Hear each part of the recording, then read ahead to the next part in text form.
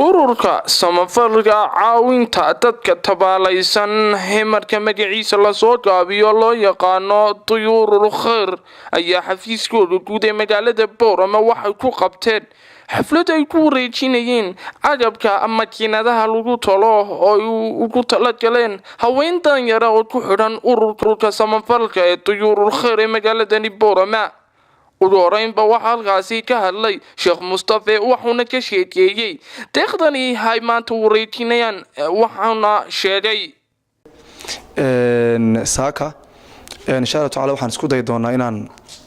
gudbino oo mataqaanaa siino walaalo masaakiina mataqaanaa makiinadaha lagu tasho dharka oo soo gaarsiiyeen walaalo muxsiniina oo mataqaanaa degan duwalka khaliijka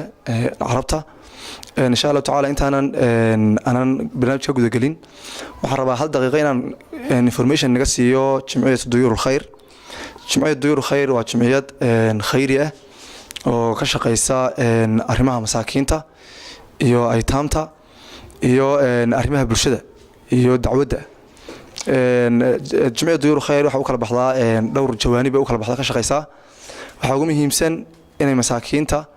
ay mataqaanaa gaarsiiyaan samafal wixii Ilaahay u garto bil walba familyo gaaray ilaa 50 family oo lagu soo xushay kolba baahida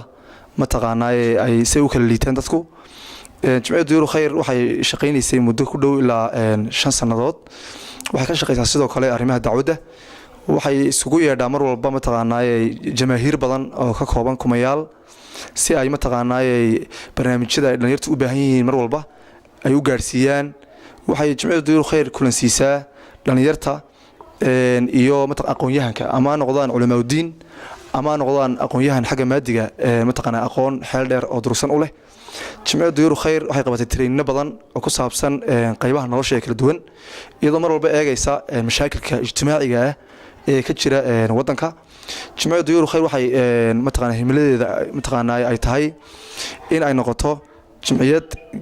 gaarsiisan Soomaaliland cali iyo mas'uuliyiin kale oo ururka Duyuurul Khayr kamida ayaa iyagu dhankooda waxay tibaaxeen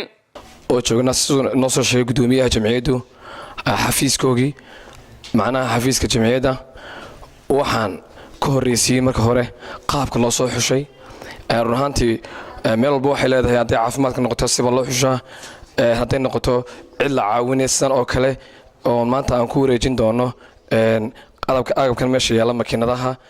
qaabka loo soo xushay runtii waa qaab xirfadaysan oo ay lagu tababaray dad masaakiin ah oo iyagoo macnaha xirfadii u leh qaabkii ay wax loo tuli lahaayeen ama qaabkii ay ugu shaqaysan lahayn makiinadaha lagu wareejinayo sidoo kale waxaan meesha ka maqnayn gobolkeenan aan joogno awdal waxa jira meelo lagu tababaraa jira oo gobolka gaar ahaan degmada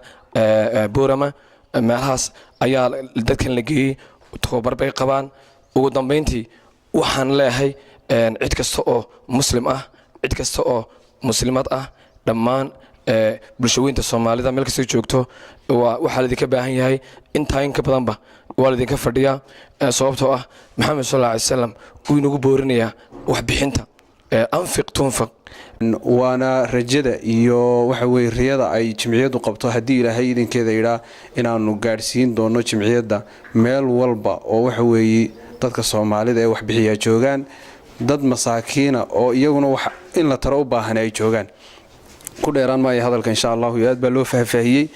waxa aynu taaganahay xilligii maanta aan munaasabadan aynu joognay inaanu gudoonsiino walaalo danyara makiinada halkan ay jimciyadu ugu tala gashay marka insha Allah waxaan rajeyn doonaa in dadkaas tababarka qaba waxa weeyaan lagu soo tababaray xirfadana leh aan maanta u soo xulinay inaan ku wareejino iyaga laftooduna ay u baahan yihiin insha Allah waxaan rajeynaynaa inay naga gudoomaan kiista kale iyaduna waxa halkaasi ka hadashay mid kamid ah haweenka ku xiran ururka Duyuurul Khayr kana gudoontay deeqda makiinadaha dharka lagu talo waxayna uga mahad celisay ururka Duyuurul Khayr ee soo gaarsiiyay waxayna tilmaamtay marka labaad cid kasta oo ka geysatay maxay ahaydeen ka geysatay deeqdaasi ka qayb gashay meesha shay doonana joogaan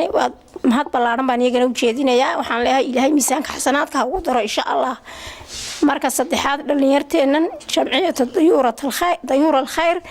wada duubo maaha markii ugu horeysay ee agab noocan oo kala kuwa ay bixiso ururka dayuurul khayr balse waxa uu taagan tahay sidee u caawin lahayd isla markaasina ugu gurman lahayd dadka tabaalaysan ee ku dhaqan magaaladani Boorama cabdirasaaq cumar miicaad cabdirasaaq qowliyo shabakada caalamiga ee Boorama News xafiiska guud ee ururka dayuurul khayr ee magaalada Boorama